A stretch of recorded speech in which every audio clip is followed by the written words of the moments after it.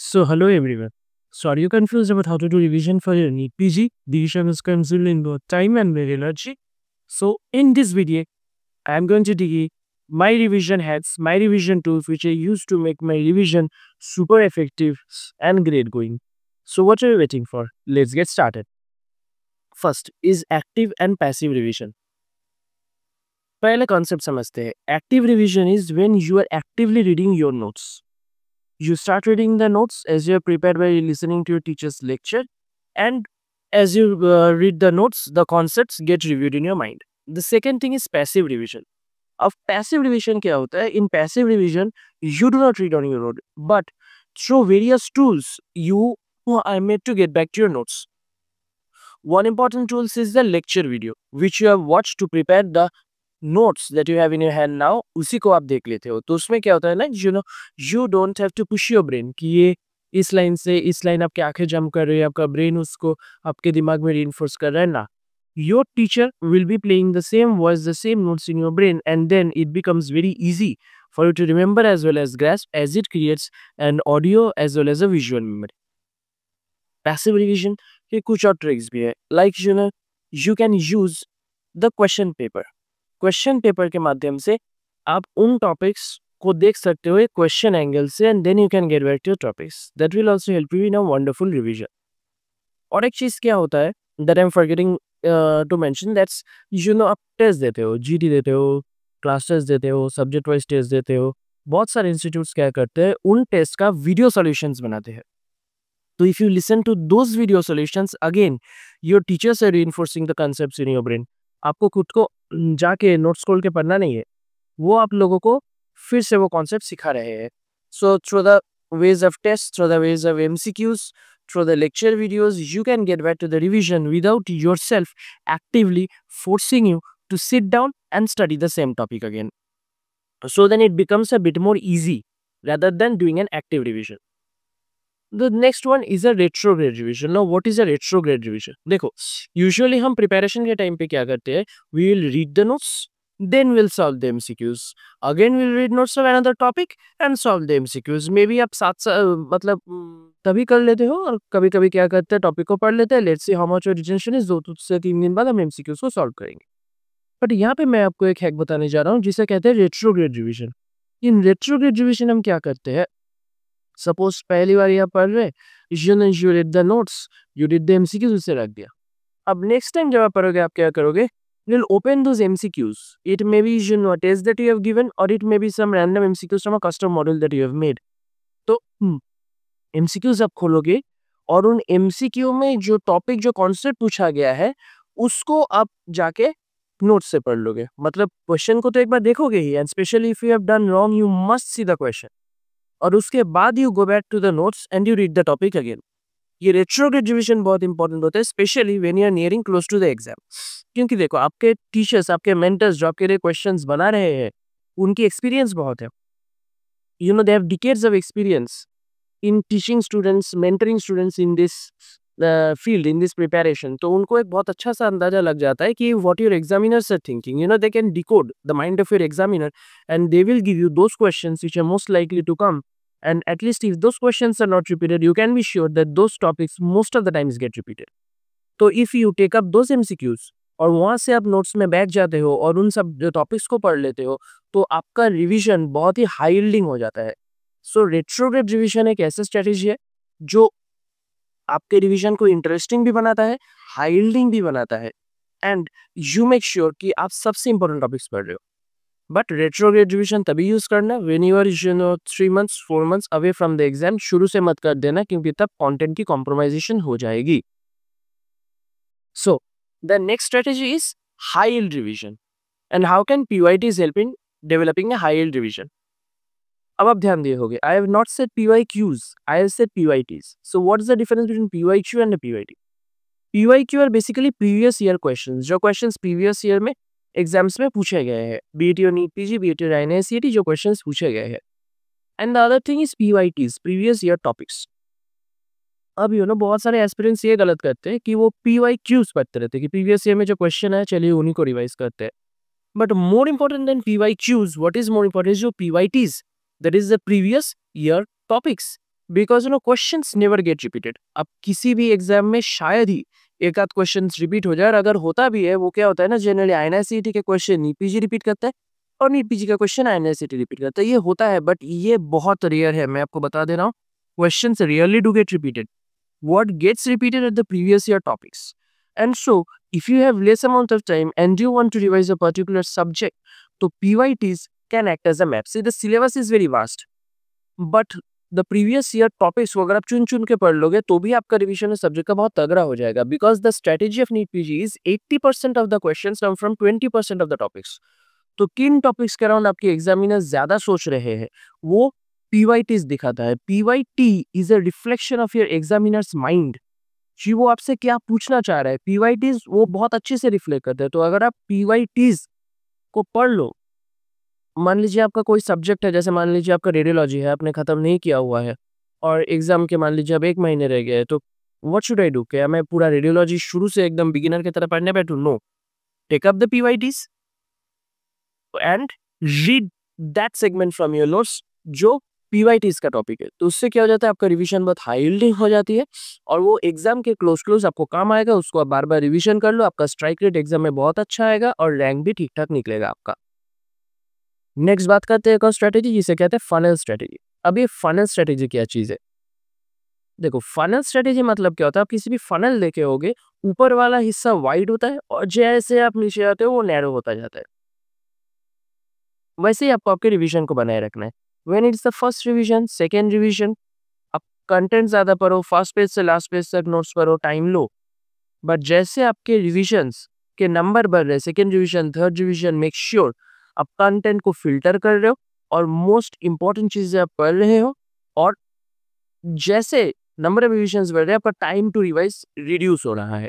और ये कैसे होता है? By high revision. और 2, एक और गलती बता देता हूँ जो मत करना। लोग हाइट के चक्कर में क्या करते हैं, मान लीजिए आपके किसी भी टेस्ट में किसी एक टॉपिक से क्वेश्चन गलत हो गया, बट जब आप हाई रिवीजन बना रहे हो, आप देख रहे हो कि वो PYTs में, PYQs में ज्यादा नहीं आया, मान लीजिए 5 साल में एक बार पूछा गया, 5 साल में 2 बार पूछा गया, तो आपको लगता है कि ना वो बहुत कंसिस्टेंटली नहीं आ रहा है, तो चलिए छोड़ देते हैं उसको, गलत हुआ तो क्या हुआ, शायद ही पूछेंगे। But don't make that mistake. Every year एक आध टॉपिक्स नए आते हैं। नए मतलब वो आपके नोट्स के बाहर नहीं होंगे, आप किसी भी इंस्टीट्यूट का मेन नोट्स उठा लो वो बाहर नहीं होंगे, but those are not exactly the PYTs। तो अगर आपका किसी भी टॉपिक वीक है जिसमें आप बार बार गलत करते हो पर वो PYTs का हिस्सा नहीं है, मेक श्योर आप उसको भी पढ़ के जाओ, क्योंकि क्या पता एग्जामिनर वहां से 1-2 क्वेश्चन डाल दे and then it will become the rank decider. तो अगर आपको अच्छा रैंक लाना है तो make sure you also work on your weaknesses और सिर्फ हाई रिविजन में फोकस ना करें। फनल स्ट्रेटेजी बनाते समय ध्यान रखिए कि it should not only be high topics PYQs and PYTs but also your weaknesses. Do not ignore your weaknesses even if they are not asked very repeatedly. Remember कि अगर वहां से क्वेश्चन आ गया, एग्जामिनर ने डाल दिया, आपको गलती करने का चांस बहुत हाई है। So please do also focus on your weaknesses. और फाइनल स्ट्रेटेजी के टाइम में ये गलत मत करना कि सिर्फ हम हाई रिविजन करके कंटेंट को छोटा करेंगे। Do focus on your weaknesses as well. Next आती है फ्लैश कार्ड्स। एक बहुत इंपॉर्टेंट टूल होगी होता है एक्चुअली रिविजन का, वो है फ्लैश कार्ड्स। अब हम लोग क्या करते हैं ना, फ्लैश कार्ड्स जो ना, बहुत सारे मेंटर्स आपके लिए फ्लैश कार्ड्स बनाते हैं, डूडल्स बनाते हैं, अब उनको उठा के पढ़ लेते हो। मैं नहीं बोलता हूँ कि वो गलत है, फर्स्ट अंडरस्टैंड दैट कि वो गलत नहीं है, बट क्या ज़्यादा इफेक्टिव है वो मैं बताने जा रहा हूँ। और ज़्यादा इफेक्टिव क्या, अगर आप फ्लैश कार्ड्स खुद बना पाते हो तो ठीक है। जो टॉपिक आप बार बार गलत कर रहे हो उसका फ्लैश कार्ड्स बनाओ।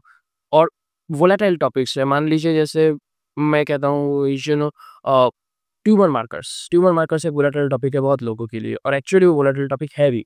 तो ट्यूमर मार्कर्स जो वोलेटाइल टॉपिक है, तो उसको आप एक टेबल बना मान लीजिए, या फिर आप उसका कुछ पिक्चर डाल के, जैसे लीवर कैंसर हो गया, आप लीवर का एक पिक्चर डालो, वहाँ पे कैंसर लिख के एरो देते उसका ट्यूमर मार्कर लिखो। ऐसे क्या हो जाता है ना, वो विजुअली बहुत अपीलिंग हो जाता है और उसको आप बार बार रिवाइज करते हो। वो जो रिविजन का जो बोरिडम है कि सेम नोट्स खोल के बैठे हैं, सेम हैंडराइटिंग है, बार बार एक ही चीज पढ़ रहे हैं, वो थोड़ा सा फ्लैश कार्ड्स को थोड़ा अट्रैक्टिव बना देता है। So you get attracted to the topic. और फ्लैश कार्ड्स खुद बनाने का एक और फायदा है जो मैंने रियलाइज किया, क्योंकि मैं भी अपना फ्लैश कार्ड्स ही बनाता था। बहुत सारे फ्लैश कार्ड्स मैंने खुद बनाए हुए हैं जो मैंने रिवीजन में यूज किया था। कि फ्लैश कार्ड्स बनाते समय ना, आप एक और बार कंटेंट के साथ इंटरेक्ट कर रहे हो, तो जितनी बार आप कंटेंट के साथ इंटरेक्ट करो, be it with intent to revise, be it not with an intent to revise, but just to create flash cards, presentations, तो उसमें क्या होता है ना, आपका जो अंडरस्टैंडिंग है, आपका जो रिवीजन है, वो हो रहा है।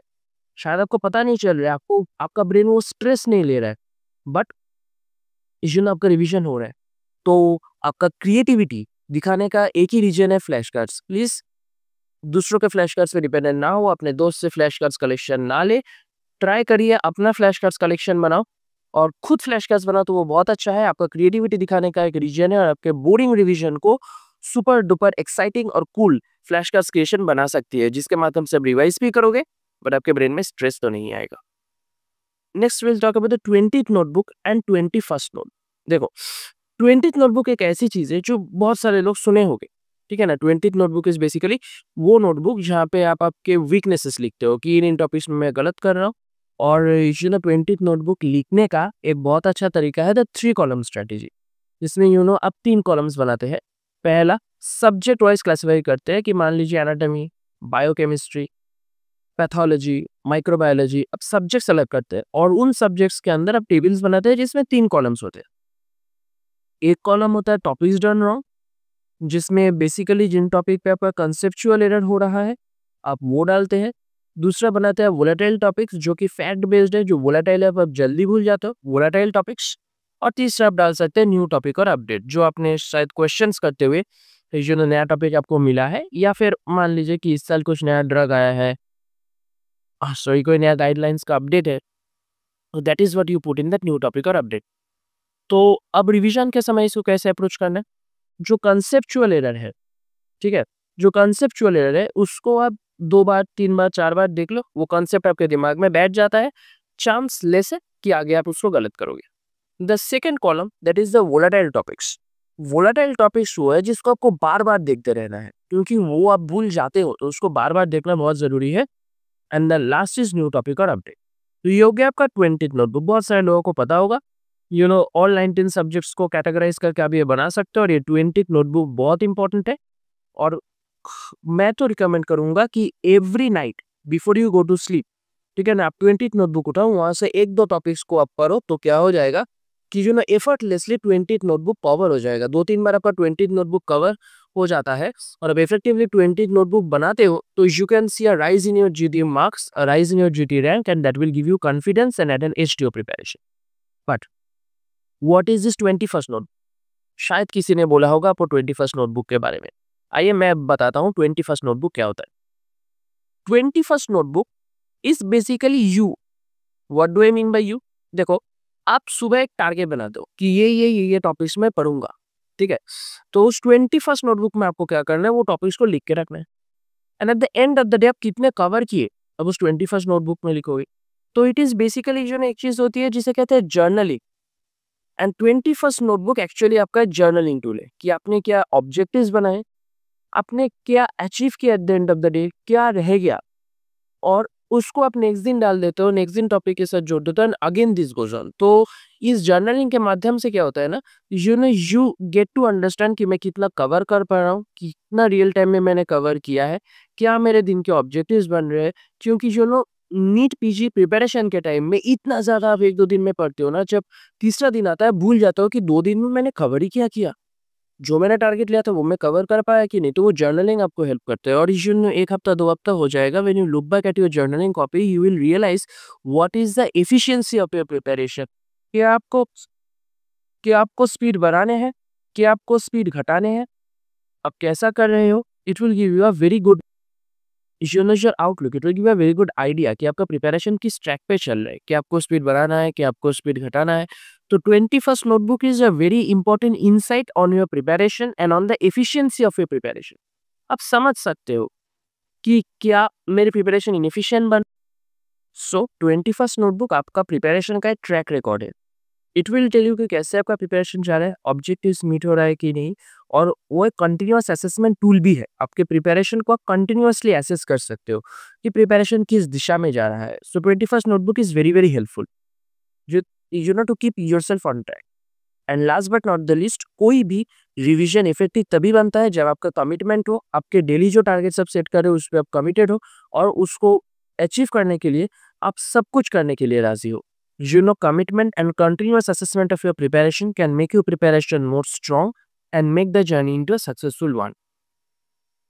So friends, do an effective revision, give your best, come up with flying colors and get a wonderful rank. Best of luck.